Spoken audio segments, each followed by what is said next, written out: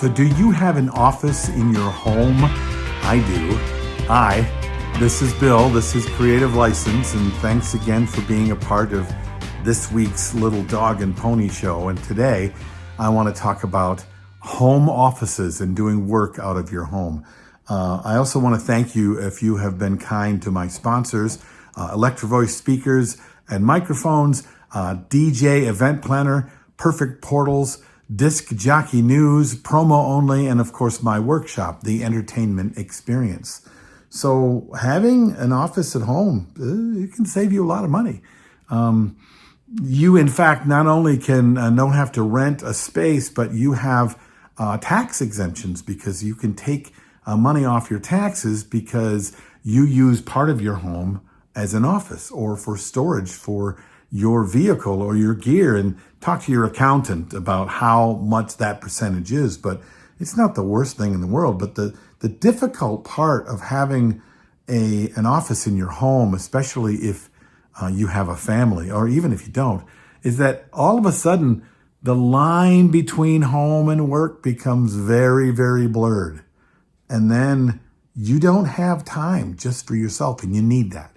You need to be able to separate that I'm working and then I'm not. And especially if you're sharing your life with a wife and or kids or with a family, I think it's just as important if you don't have that. And I get this because I've always, in my other careers, have had a place I went to work, right? But when I started having my office in my home, I would work in the kitchen. I'd work in the living room.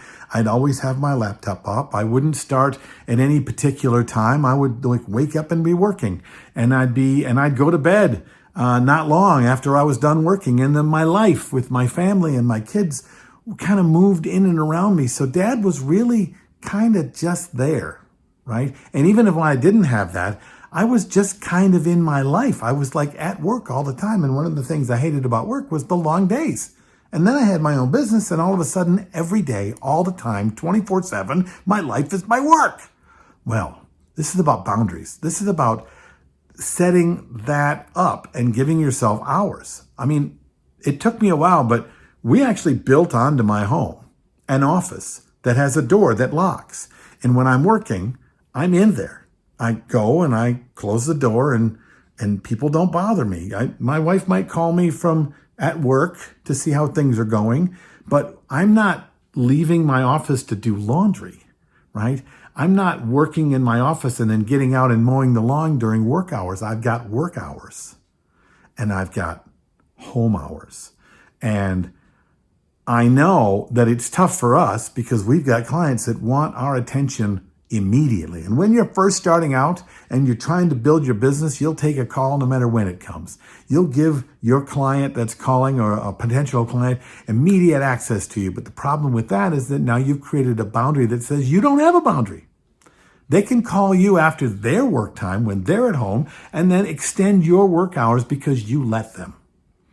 And trust me, people will respect your boundaries if in fact you put them out there. If you really want to have an office at home and not have it just burn you out, let me suggest that you have regular hours, Monday through Friday, or Tuesday, Wednesday, Thursday, and maybe Saturdays, or whenever those office hours are, and then post them up. Put them on your door in your office and say, I get to work at 8, I get up, I get showered, I eat my breakfast, and 8 o'clock I clock in. I don't show up at work at 8:10. I don't show up at work at 9 o'clock, 8. And I take a lunch at noon. And I get done by 5 or 4:30 or whatever you want. Man, you don't have to have an 8 to 5 or an 8 to 10 or whatever that thing is. You are now the boss. Pick some hours, but then hold tight to them, because the hours and the boundaries for your work are very important if you're going to be able to deal with the clients and not have them make you mad all the time. But it's even more important for your sanity. People who get burned out don't have those kind of boundaries. And this is a really great job, isn't it? This is a really fun job. How do you get burned out doing a job this fun? Well, this is one of the ways. There's lots of others too. But mostly it comes down to I am working or I am not. And understanding that the people around you will understand when you are working, and they will appreciate it when you're not. What do you think? What do you do? Do you even think about this? I used to never think about this. Write it down in the comments below. Tell me what you think. I'm Bill. This is Creative License, and I'll see you next time.